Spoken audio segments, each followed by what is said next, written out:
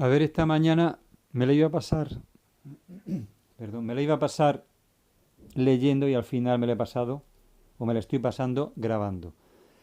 Vamos a ver, antes de ayer, mejor dicho, recibí un mensaje de voz de una persona, me gustó mucho, y a raíz de ese mensaje de voz yo le envié otro mensaje a esa persona y utilicé una expresión que nunca antes había usado, donde digo que el Esperanto es para mí un camino espiritual. Entonces pensé, oye, que me gusta el Esperanto como camino espiritual. Me gusta esa expresión. Y yo, hay una frase que me gusta mucho, que la repito muchas veces, que es: las palabras están para definir las cosas. Esta expresión aparece en mi cerebro pues para definir algo que existe, por lo menos en mí. Creo que también existe mucha más gente y desde luego en Zamenhof existió también. Para Zamenhof el Esperanto fue también un camino espiritual porque de hecho él lo planteó así. Es decir, el Esperanto nace porque Zamenhof quiere acabar con las guerras. Se da cuenta de que muchas veces guerrean personas que no se conocen y no se conocen porque no pueden hablar. Y dijo, vamos a intentar que la gente pueda hablar y no se enfrente por no poder comunicarse. Y ahí lanza su proyecto, el Esperanto. ¿Por qué es un proyecto espiritual? Bueno, yo no sé la formación espiritual que tienen las personas que me oyen, si es que alguien me oye o me escucha. La palabra espiritual tiene la misma raíz que espiral. No sé si alguna vez habéis pensado en esto. Espiral espiritual. ¿Por qué? Porque la persona materialista lo que hace es dar vueltas. Es un círculo, no se plantea ir subiendo, simplemente da vueltas.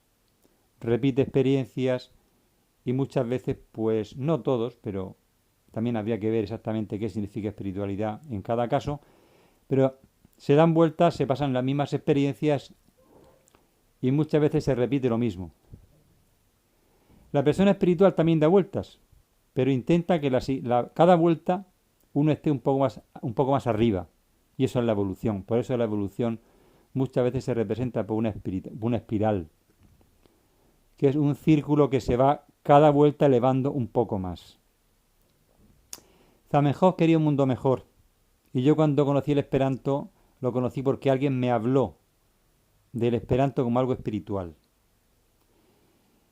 Y yo siempre he visto el Esperanto como algo espiritual, como algo que... ¿Por qué? Porque el Esperanto está encaminado a unir a las personas, a fraternizar a las personas, a acercarlas, entendiendo que el hecho de tener un idioma común es una... Bueno, no es que automáticamente acerca a las personas, pero sí, las acerca.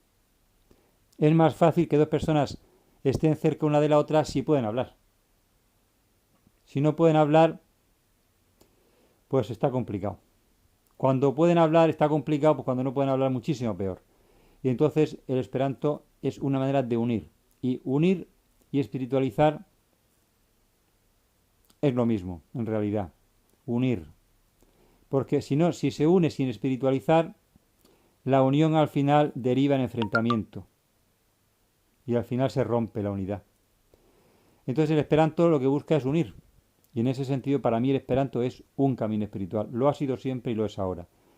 Ya sé que hay personas para las que el Esperanto no es un camino espiritual, porque no tienen ningún camino espiritual.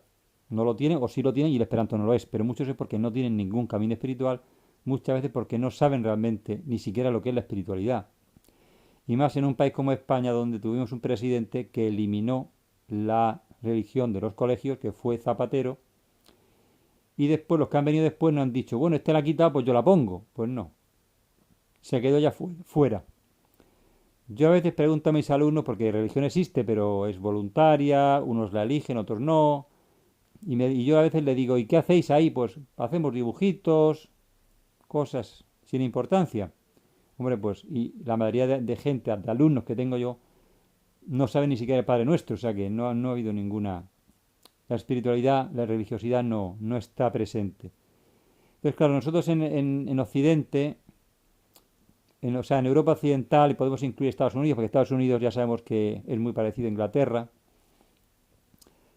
somos la zona más materialista del mundo y el Esperanto está cogiendo las características de esta zona del mundo. de Europa, y de hecho la UEA está en Europa occidental.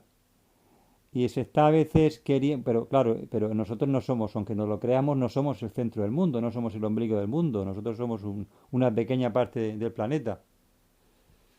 ¿De acuerdo? Entonces, pero el Esperanto está impregnándose un poco de este materialismo. Y como Europa influye mucho en el resto del mundo, pues poco a poco se va, pero no tanto, ¿no? El Esperanto para mucha gente es algo espiritual. Lo que pasa es que la gente que habla del Esperanto como algo espiritual casi siempre tiene que decirlo casi así a escondidas porque alguien le puede decir algo, le puede llamar la atención, y mucha gente quiere que el Esperanto sea solamente un idioma. Pero bueno, Zamenhof no lo planteó así. Y Zamenhof hizo hasta una oración espiritual. Entonces esto es así, nos guste o no, el Esperanto parte de esa idea espiritual o de ese ideal espiritual, eso está ahí. Otra cosa es que la mayoría de personas no tienen una espiritualidad y entonces pues no, para ellos no es algo espiritual. Pero bueno, yo me remito a Zamenhof y ahí está un poco la visión espiritual del Esperanto. De manera que bueno, solamente quería pues hablar de esto y aunque sé que en nuestro ambiente europeo occidental esto no es muy importante, pero por ejemplo hay países como Brasil para quienes el Esperanto es algo muy espiritual. No sé si hay más países que lo planteen tan así, pero sí que los hay y uno de ellos es Brasil. Con esto está dicho todo y en síntesis, por esto titulo este audio o este vídeo con este título, Esperanto, un camino espiritual.